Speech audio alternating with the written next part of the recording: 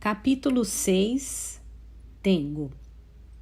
Nós temos braços muito longos. Durante um tempo não houve novidades. Ninguém entrou em contato com Tengo. Não recebeu sequer uma mísera notícia de Komatsu, do professor Ebizuno, muito menos de Fukaeri. Talvez tivessem se esquecido dele e resolveram partir para a lua.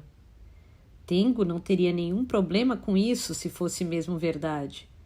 Mas as coisas nunca aconteciam de forma tão simples assim com ele. O mais provável era que estivessem assoberbados com os afazeres do dia a dia e, por isso, não tinham tempo nem disposição de conversar com ele. Tengo lia assiduamente o jornal, seguindo à risca as orientações de Komatsu. Mas, ao menos naquele que costumava ler, não se falava mais do desaparecimento de Fukaeri. O jornal é um meio que lida prontamente com os fatos ocorridos, mas adota uma atitude relativamente indiferente em relação aos assuntos em curso. Nesse sentido, o silêncio trazia uma mensagem subliminar de que no momento não há novidades. Como Tengo não tinha televisão, ele não sabia como o assunto estava sendo veiculado pelos noticiários. Em compensação, praticamente todas as revistas semanais falavam do caso. Tengo, porém, não chegou a ler nenhuma delas. Ele apenas passava os olhos nas propagandas publicadas no jornal, que destacavam manchetes sensacionalistas como tudo sobre o misterioso desaparecimento da bela escritora que se tornou best-seller. Onde está Fukaeri, 17, autora da Crisálida de Ar? Ou a história oculta da jovem e bela escritora desaparecida. Algumas estampavam a foto de Fukaeri, a mesma tirada no dia da coletiva. Tengo tinha curiosidade de ler aquelas reportagens, mas seu interesse não chegava a ponto de desembolsar dinheiro para adquiri-las. Se veiculassem algo que o comprometesse, certamente Komatsu entraria em contato. Sendo assim, o fato de ele não dar notícias significava que, por enquanto, não havia nenhuma novidade.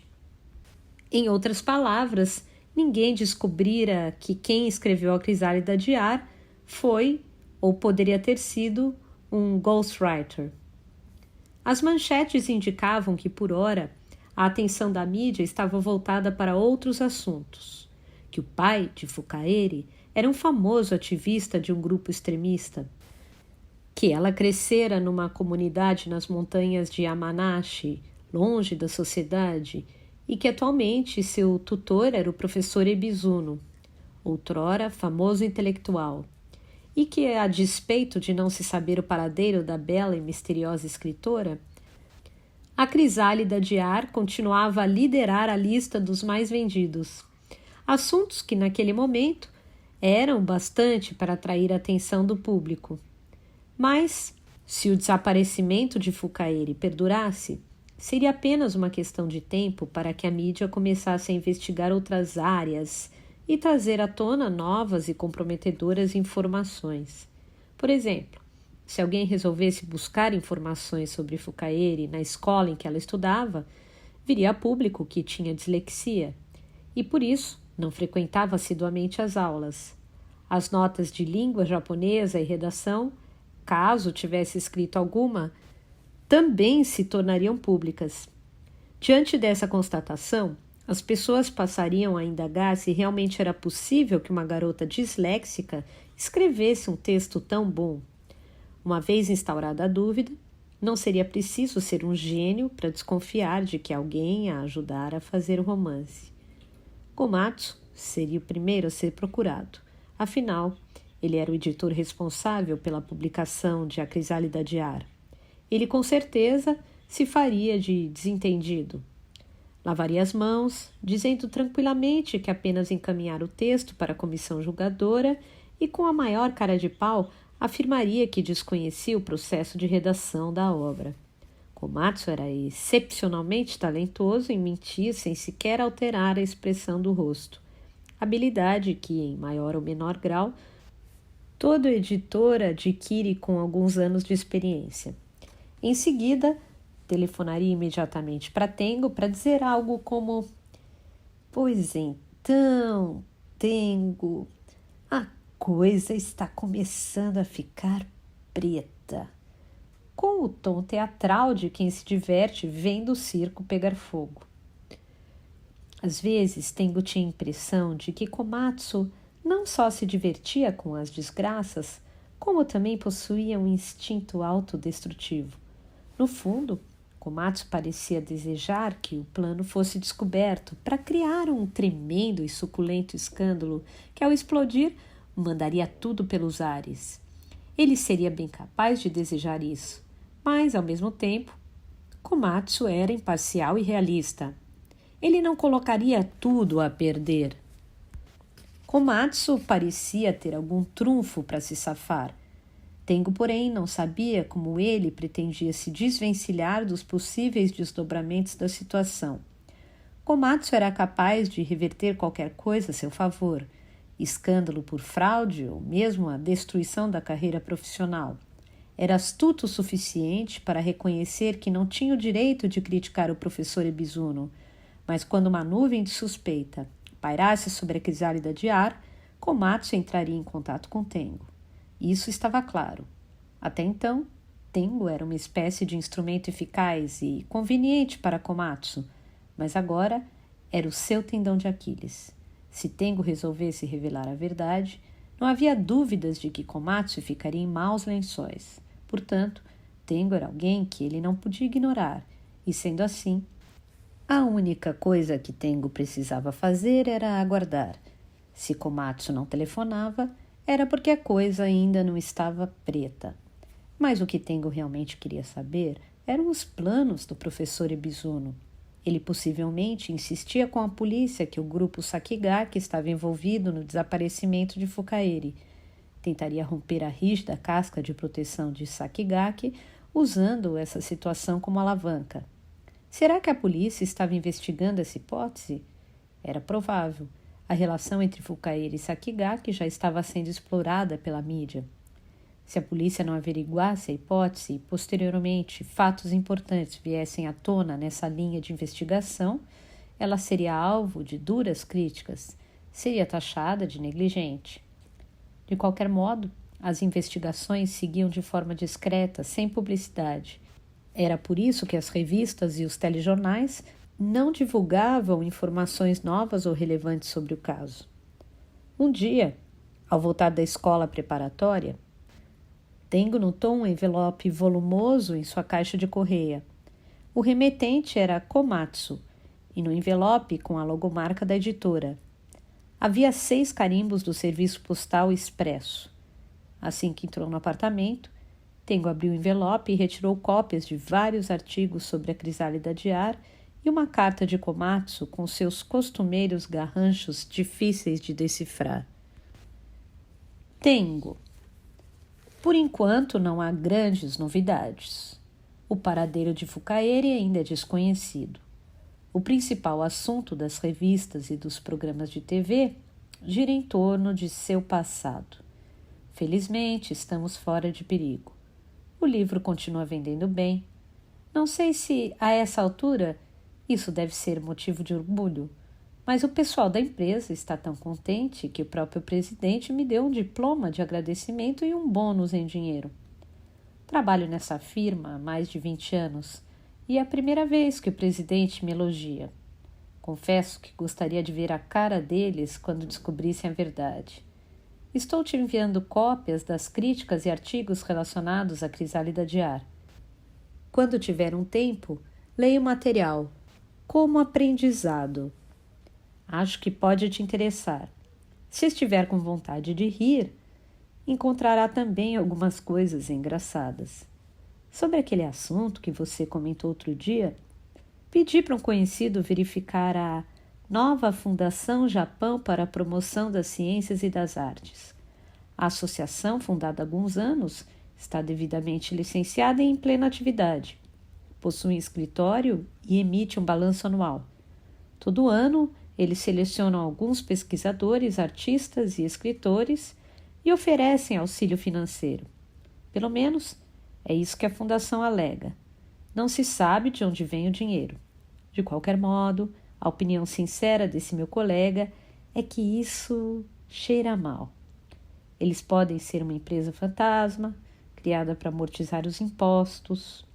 Uma investigação minuciosa poderá revelar outras informações, mas agora não disponho de tempo para me empenhar nisso.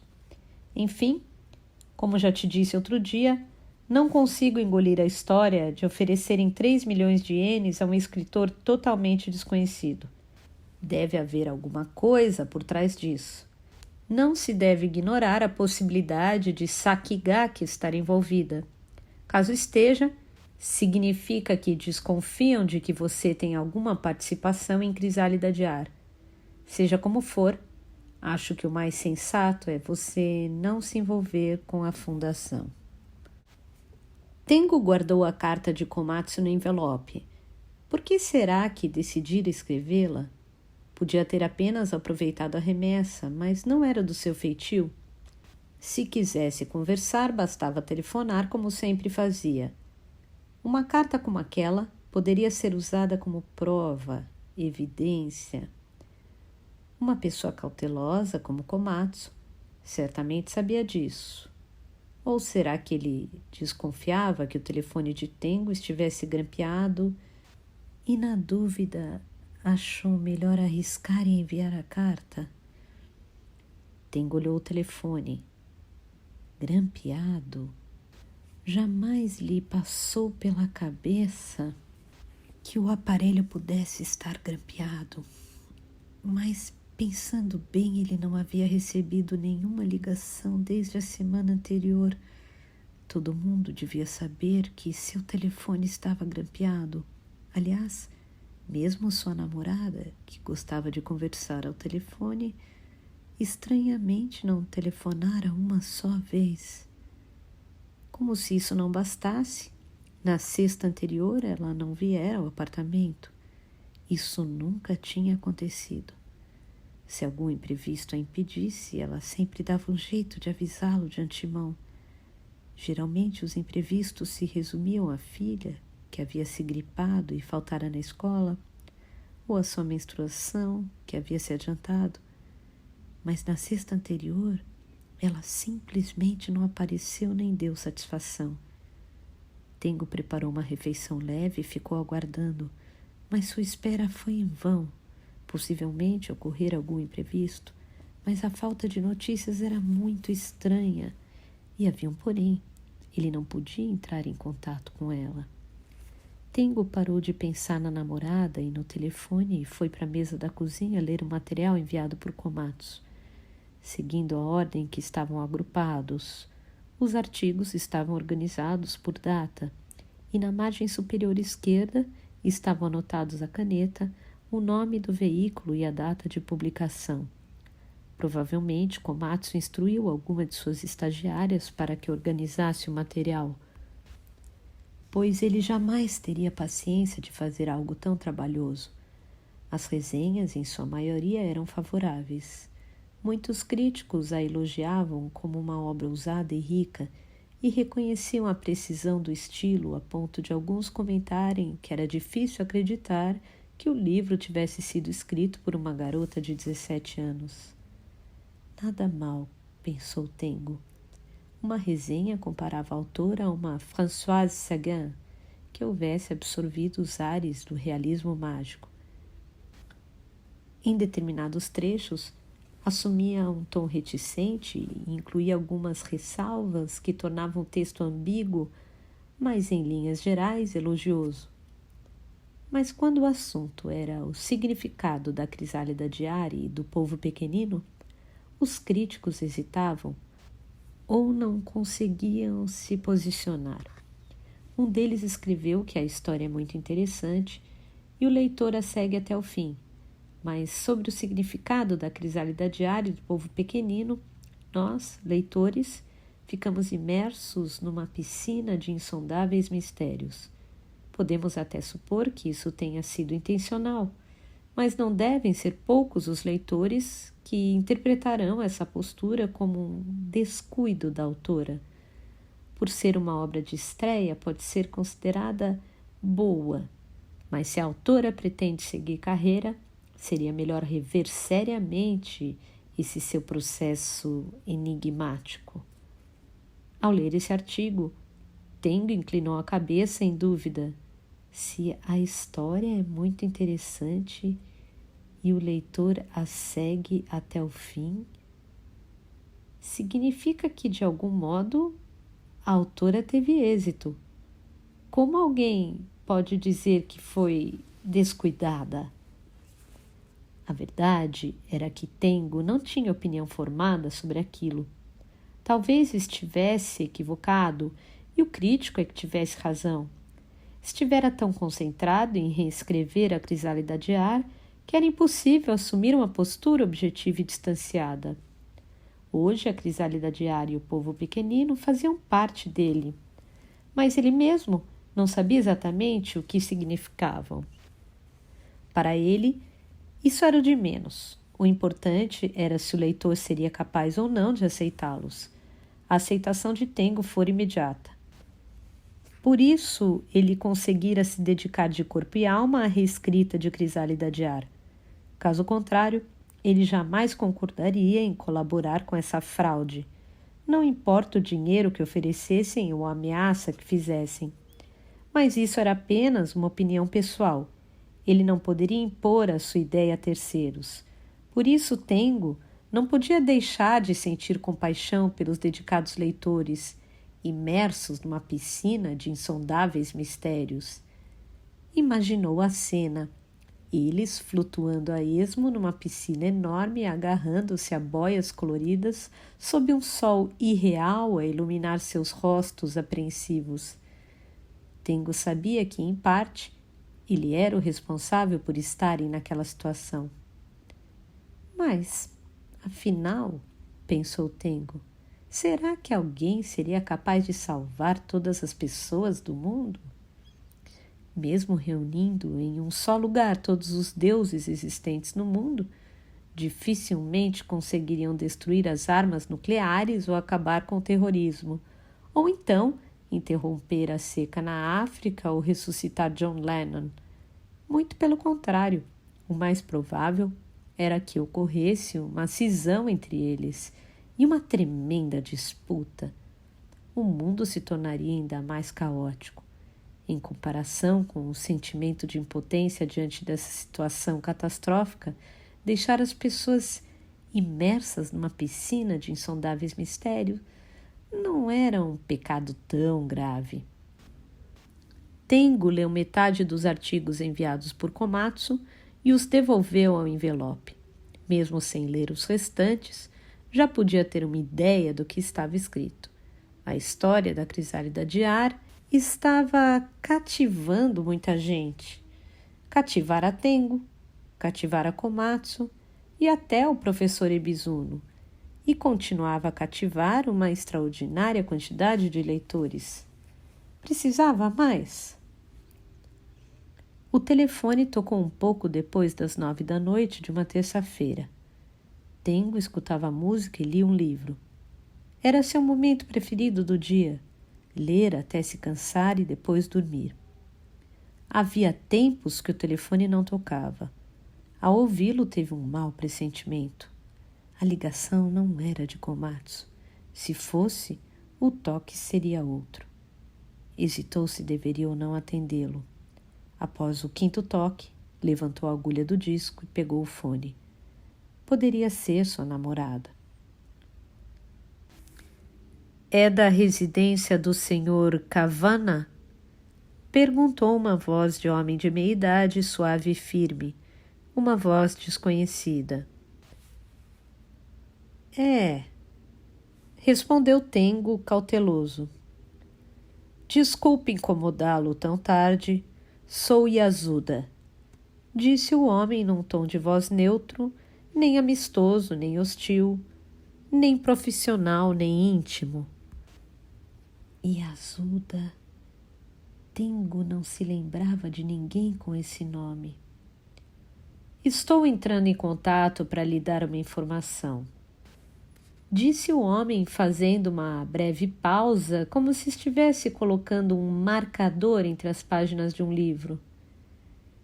Minha esposa não poderá mais frequentar a sua casa. Estou telefonando para lhe dar essa informação. Foi então que, de súbito, Tengo se deu conta de que Yasuda era o sobrenome de sua namorada, Kyoko Yasuda.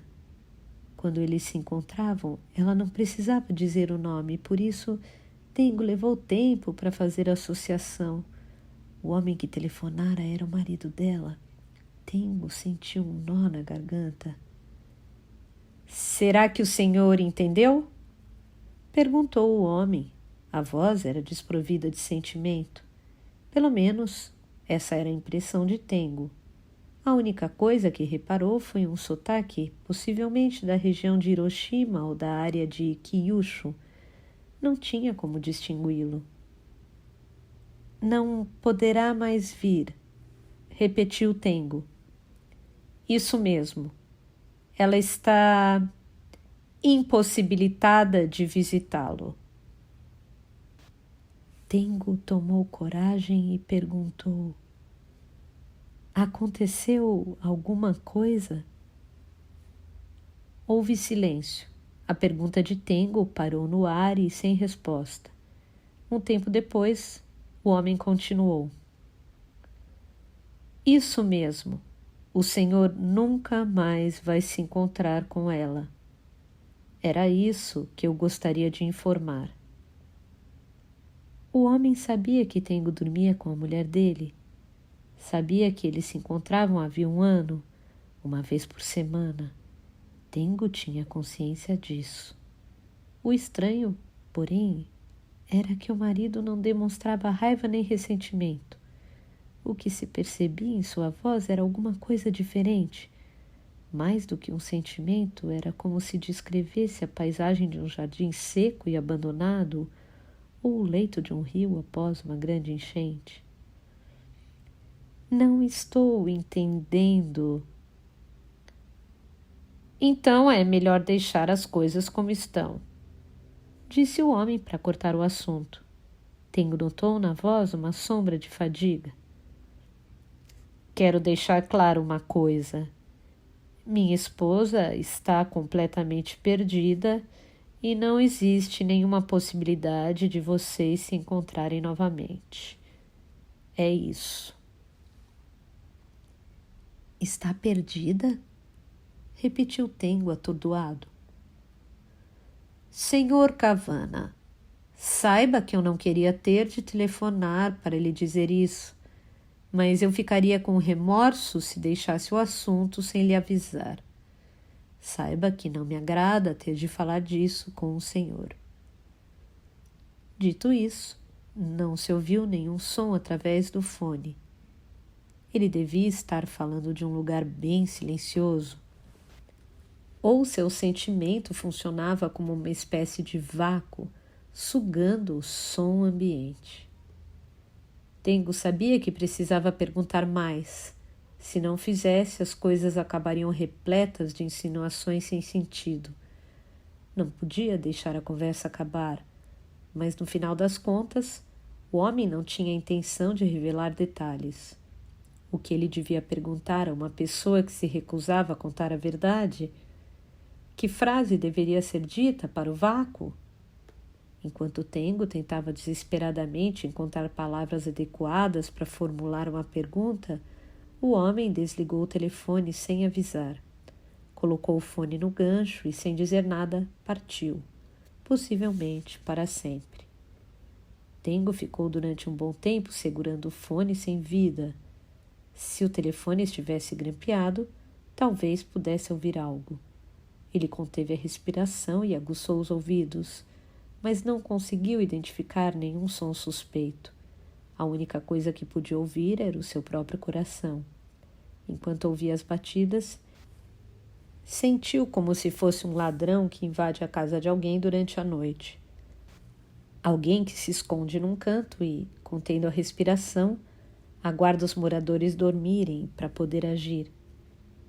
Para tentar se acalmar, Tengo esquentou água na chaleira e preparou uma infusão de chá verde. Depois sentou-se na mesa da cozinha com a xícara e tentou repassar a conversa que tivera ao telefone.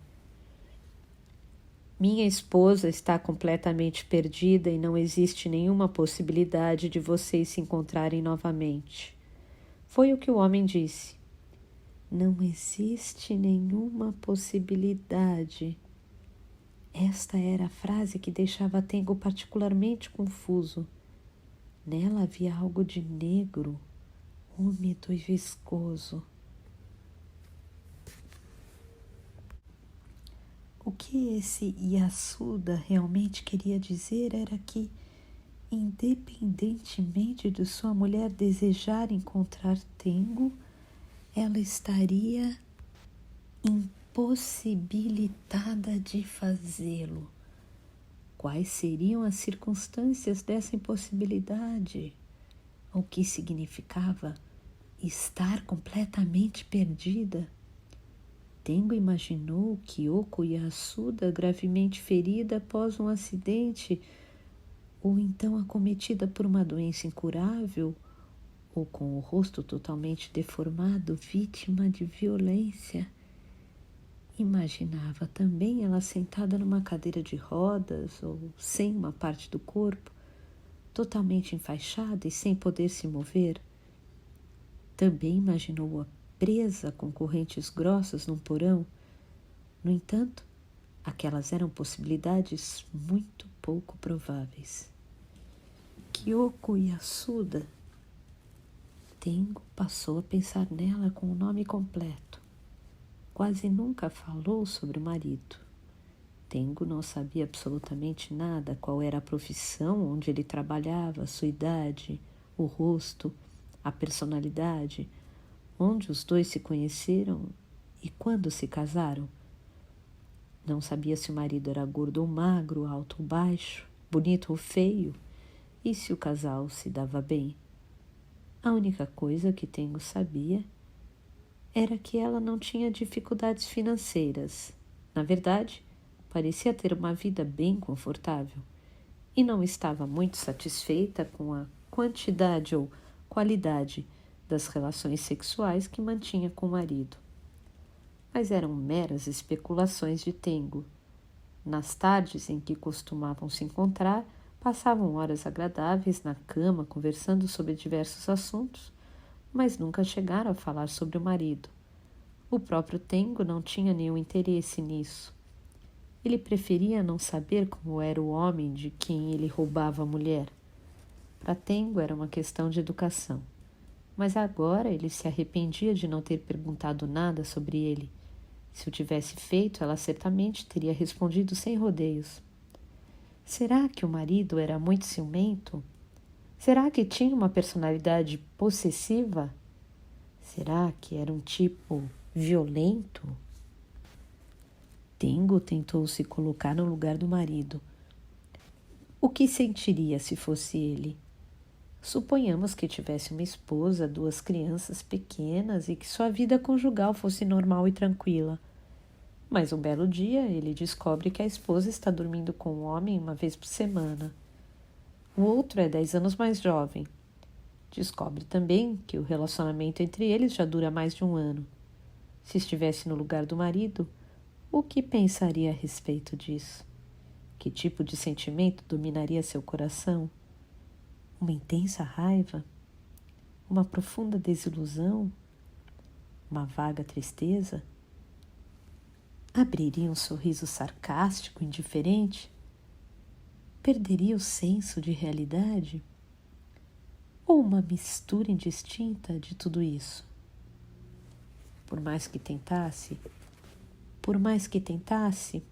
Tengo não conseguia imaginar o que sentiria nessa situação. A única coisa em que pensava era na mãe de camisola branca, dando seios para que um jovem desconhecido os chupasse. Os seios estão cheios e os mamilos grandes e duros. O rosto da mãe emana sensualidade. A boca está entreaberta e os olhos fechados. Os lábios sutilmente trêmulos lembram a vagina úmida Tengo dorme perto deles. É como se o ciclo de causa e efeito estivesse completo, pensou Tengo. Aquele jovem desconhecido é o Tengo de hoje, e a mulher em seus braços, Kyoko Yasuda. A estrutura é a mesma, apenas os personagens mudam. Sendo assim, pensou, será que minha vida é apenas um processo de reprodução, de materialização, de uma imagem latente que guardo em mim? Até que ponto eu sou responsável por ela estar completamente perdida? Tengo não conseguiu dormir. A voz do sujeito chamado Yasuda continuava a reverberar em seu ouvido. As insinuações repercutiam pesadamente em sua memória e as palavras emanavam uma estranha realidade. Tengo pensou em Kyoko Yasuda. Lembrou seu rosto e detalhes de seu corpo. A última vez que a viu foi numa sexta-feira 2 semanas antes. Como sempre, eles passaram a tarde juntos e transaram. Mas após receber o telefonema do marido, sentia que aquilo era parte de um passado longínquo, de um período histórico da antiguidade. Na estante de discos havia alguns que ela trouxera de casa para que pudessem ouvir juntos na cama. Eram discos de jazz bem antigos, Louis Armstrong, Billie Holiday, também com a participação de Barney Biggert, Duke Ellington dos anos 1940. Ela os escutava assiduamente, tinha um imenso carinho por eles. As capas estavam ligeiramente desbotadas pela ação do tempo, mas os discos continuavam em perfeito estado, como novos.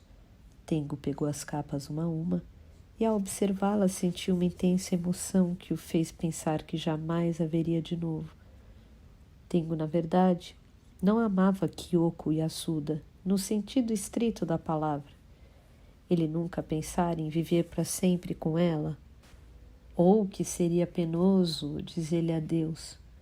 Nunca sentiu uma paixão arrebatadora, mas como estava acostumado com sua presença, passara a nutrir por ela um carinho natural. Uma vez por semana ele a recebia no apartamento, e as horas que passavam juntos eram uma parte de sua vida que prezava muito. Para Tengo, ela era um caso especial. Com a maioria das mulheres, ele era incapaz de manter um relacionamento tão íntimo.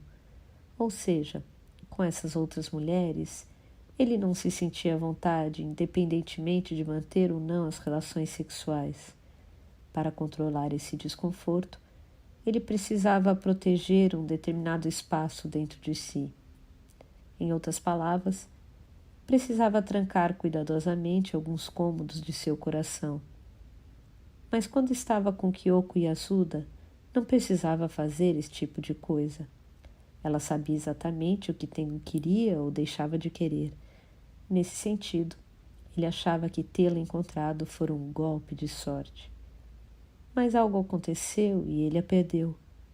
Por algum motivo, não existe nenhuma possibilidade de ela vir a seu apartamento. E, segundo o marido, seria melhor Tengo continuar sem saber os motivos e as futuras consequências.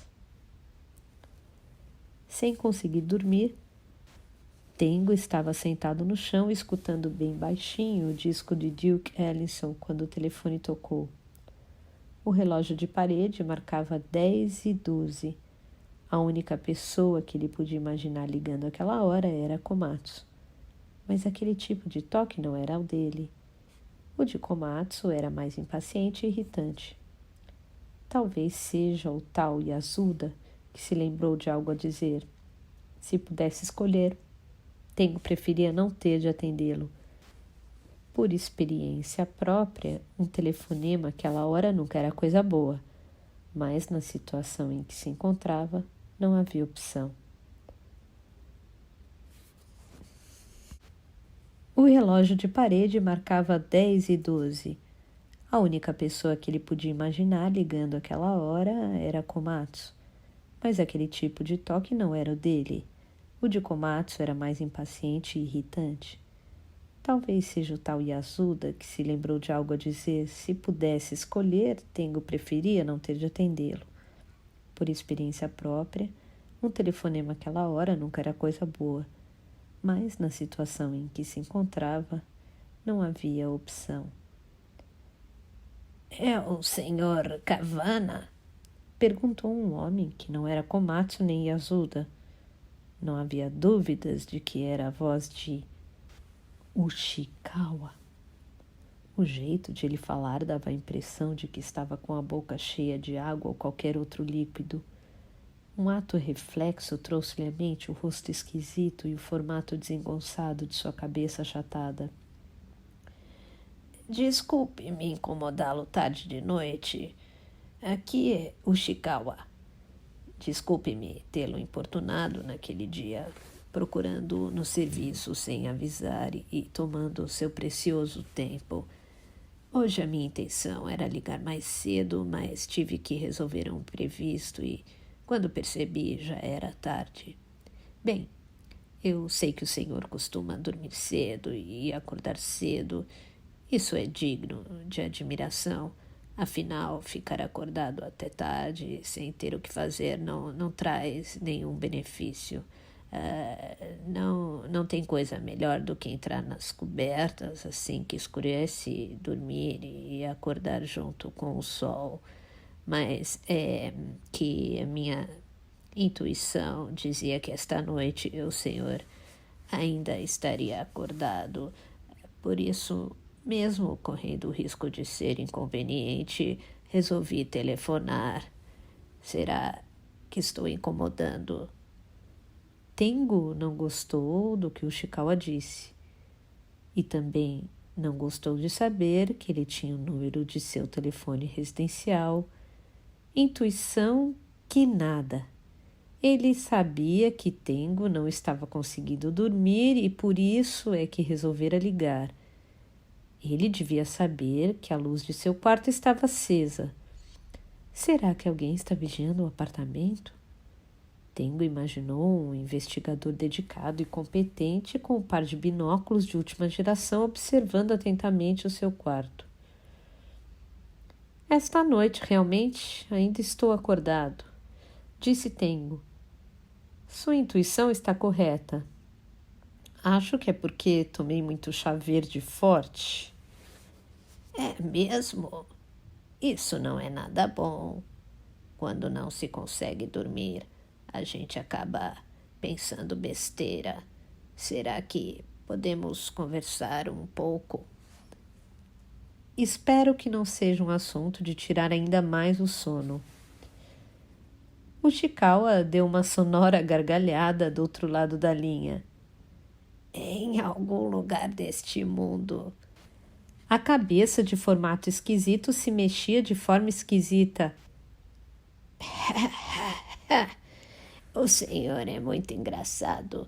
Não posso dizer que o assunto é reconfortante como uma canção de ninar, mas também não é algo tão grave a ponto de não poder dormir. Não se preocupe. É apenas uma questão de sim ou não. É sobre aquele auxílio financeiro, o auxílio anual de 3 milhões de ienes. Não acha uma proposta interessante? Então, o que me diz? Estamos chegando na reta final e precisamos ter uma resposta definitiva. Sobre o auxílio financeiro, creio que deixei bem claro naquele dia que não vou aceitar. Agradeço a proposta, mas no momento não me falta nada. Não estou com dificuldades financeiras e, se possível, quero continuar a viver do meu jeito. Está querendo dizer que não quer aceitar a ajuda de ninguém? Simplificando, é isso mesmo. Essa sua postura é admirável, senhor Kavana. Disse Ushikawa fazendo um som que parecia o de uma ligeira tosse. O senhor quer fazer tudo sozinho e, na medida do possível, não quer se envolver com nenhum tipo de organização. Entendo perfeitamente a sua postura, mas o senhor deve saber muito bem em que mundo vivemos e por isso eu me preocupo com o senhor. É imprevisível o que nos pode acontecer e é por isso que precisamos nos assegurar. É preciso ter algo em que se apoiar, algo para protegê-lo contra o vento. Desculpe a franqueza, mas no momento o senhor não tem nenhum porto seguro. Não tem ninguém que irá apoiá-lo. Se acontecer alguma coisa ou a situação piorar, as pessoas que estão ao seu redor serão as primeiras a fugir, deixando-o para trás. Não é mesmo? Dizem que é melhor prevenir do que remediar. Prevendo o pior, a melhor coisa a fazer é se assegurar. Não se trata apenas de dinheiro. O dinheiro, no final das contas, é apenas um símbolo. Não entendo o que o senhor quer dizer, disse Tengo, que começava a sentir aquela mesma intuição desagradável que tiveram a encontrar pela primeira vez com o Ishikawa.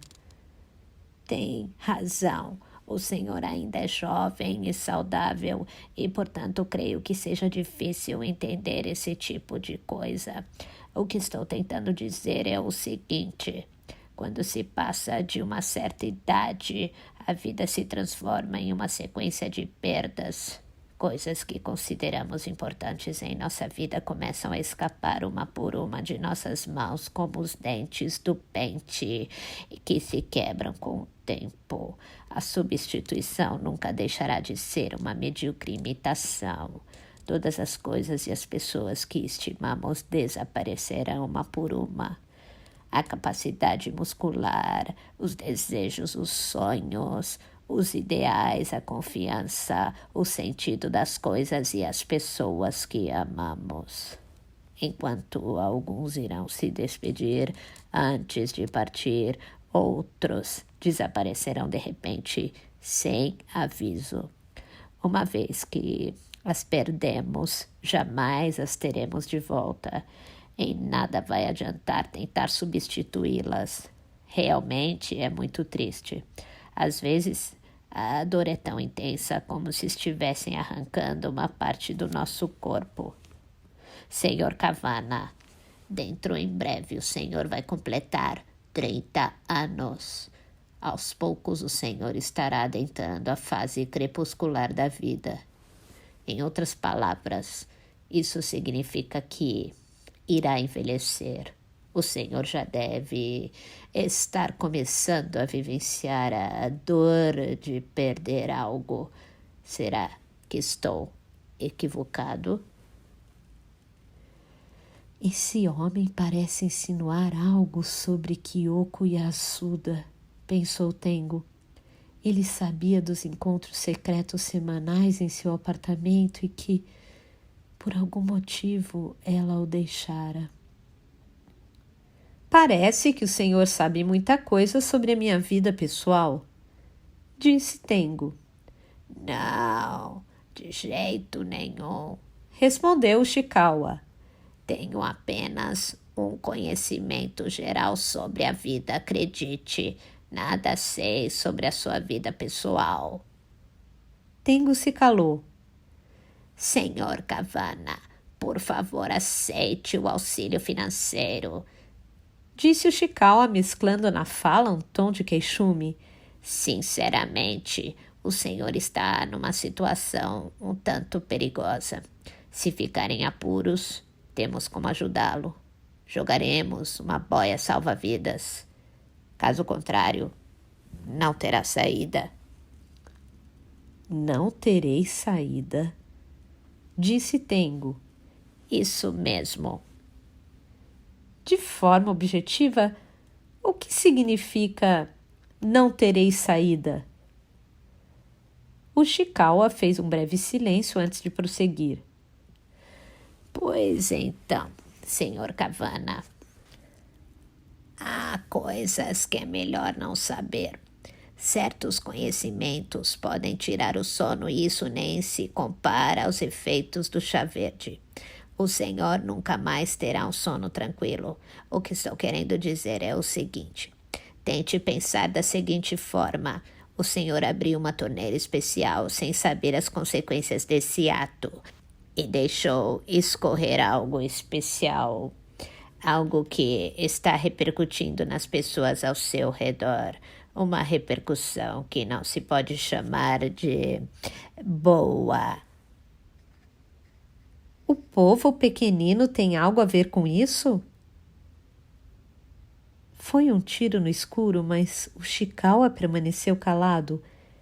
Era um silêncio pesaroso, como uma única pedra negra afundando em águas profundas. Senhor Ushikawa, gostaria de saber o que realmente está acontecendo.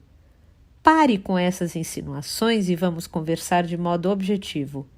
Afinal, o que aconteceu com ela? Com ela? Não sei do que está falando. Tengo suspirou. Era um assunto muito delicado para falar ao telefone. Sinto muito, senhor Cavanna. Sou apenas um subordinado, um mensageiro do meu cliente. No momento, a função que me atribuíram foi a de falar somente o básico e cuidando para dizê-lo de modo mais indireto possível.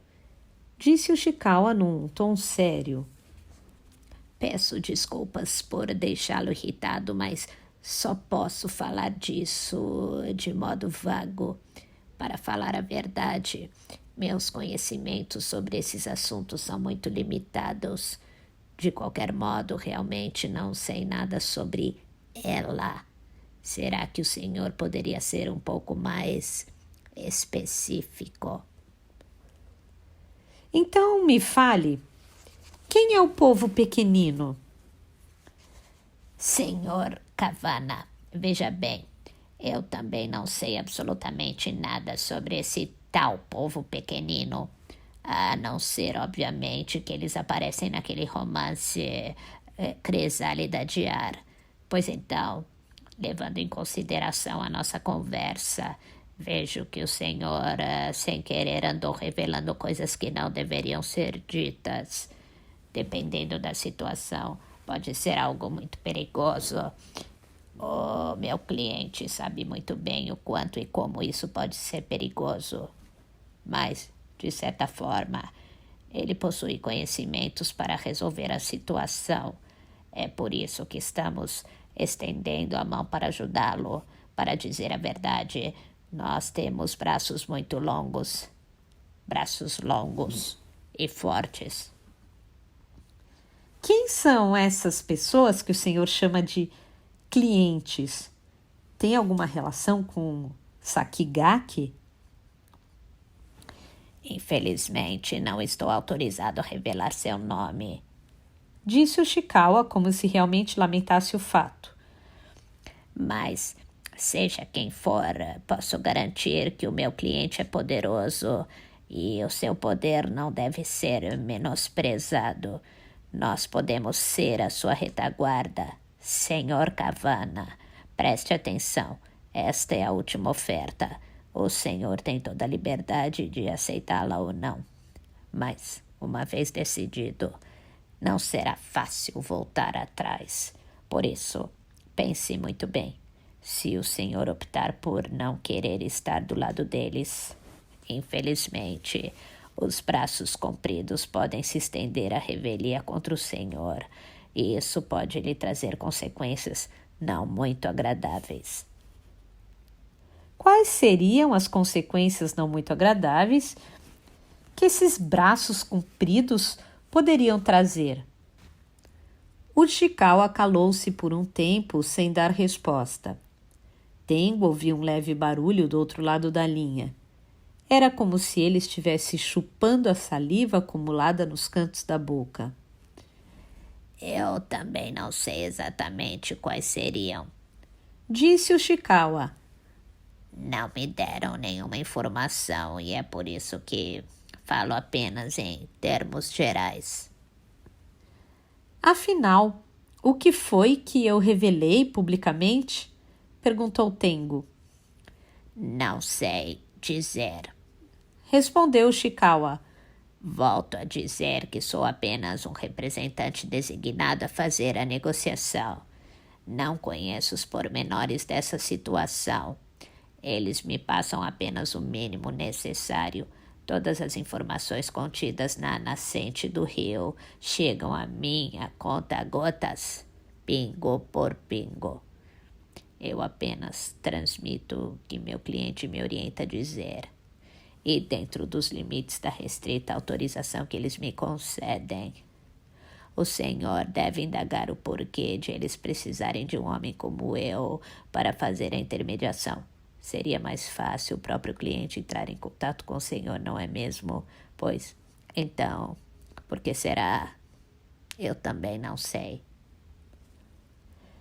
O Chikawa deu uma leve tossida e aguardou a pergunta de Tengo. Mas como Tengo manteve-se calado, o Chikawa continuou. O senhor indagou o que teria revelado, não é? Tengo confirmou. O senhor há de concordar que a resposta do tipo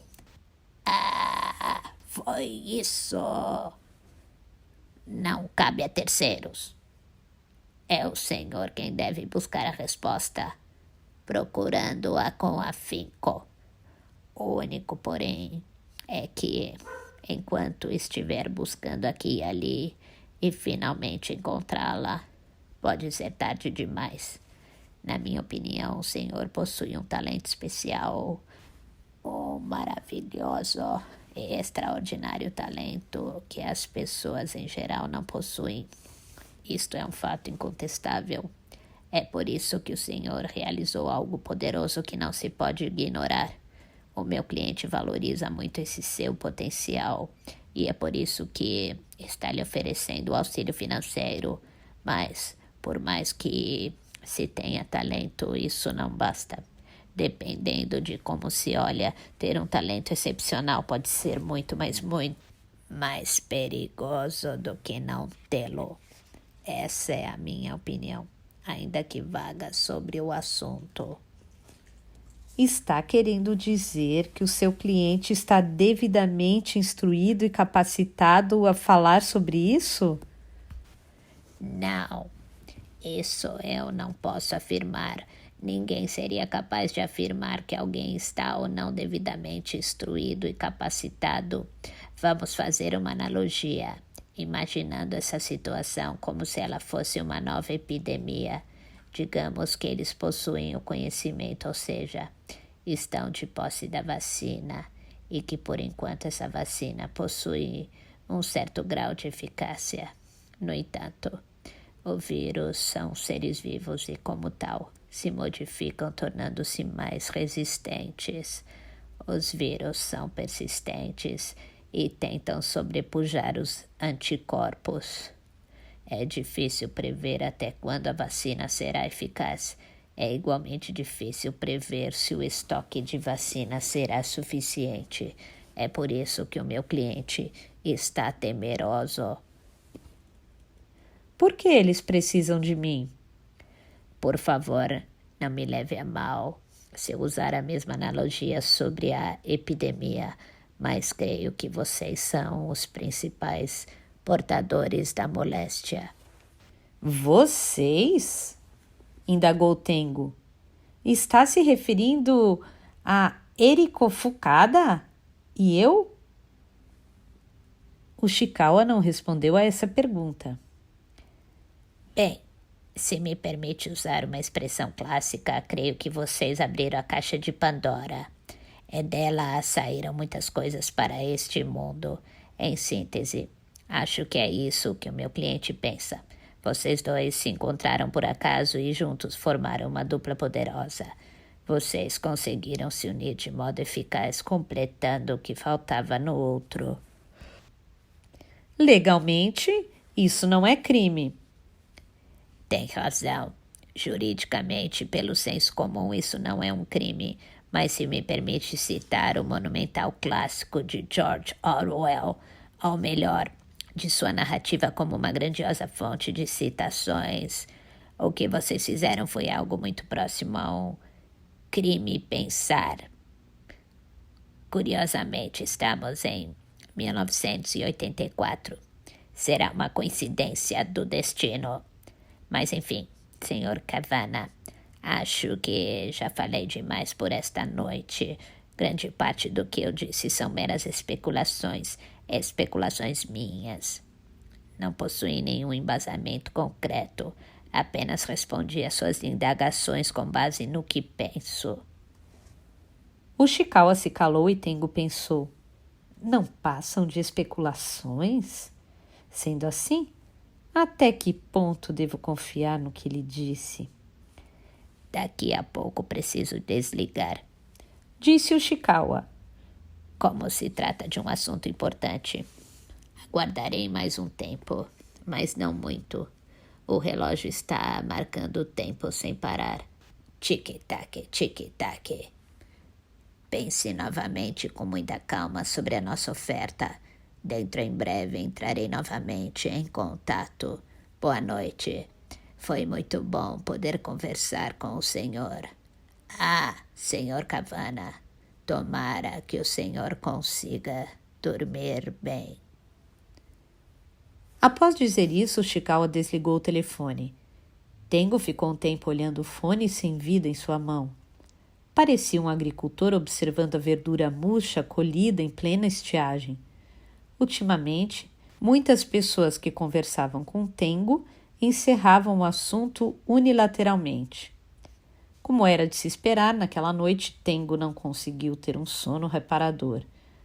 Até a tênue luz da manhã atingir as cortinas da janela e os passarinhos anunciarem vigorosamente o amanhecer de um novo dia de trabalho, Tengo ficou sentado no chão, encostado na parede, pensando na namorada e nos braços longos e fortes que se estendiam de algum lugar. Os pensamentos giravam e giravam sem levá-lo a lugar nenhum. Tengo deu uma olhada ao redor e suspirou. Percebeu que estava completamente só. Ushikawa tinha razão. Ele não tinha em quem confiar.